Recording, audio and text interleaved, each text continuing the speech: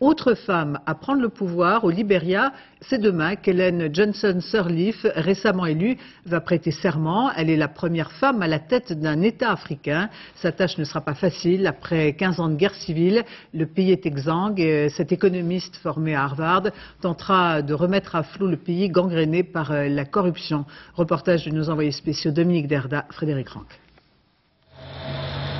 À sa façon, Alfred Sirleaf a toujours été un résistant, mais lui, c'est à la craie qu'il se bat pour défendre le droit à l'information. Dans un pays comme le Libéria, pendant les années de guerre civile, ça n'a jamais été facile. Tous les jours pourtant, sur la route qui mène au centre-ville, Alfred, comme ce matin, a ouvert son kiosque. Ici, rien à vendre, les nouvelles sont gratuites, elles tiennent en quelques lignes. Aujourd'hui, il est question de l'arrivée imminente de l'épouse de George Bush et surtout de 300 membres des forces spéciales américaines qui seront présents lors de la cérémonie d'investiture de la nouvelle présidente du Libéria.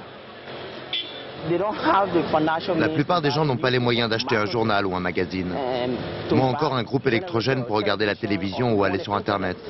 Pourtant, eux aussi, ils veulent savoir comment leur pays est dirigé. Un pays où 3,5 millions d'habitants vivent sans électricité, sans eau courante. Un pays en ruine où l'éducation et la santé sont un luxe réservé à une minorité. Mais un pays qui depuis peu commence à nouveau à croire en sa bonne étoile, une femme de 67 ans, Ellen Johnson Sirleaf.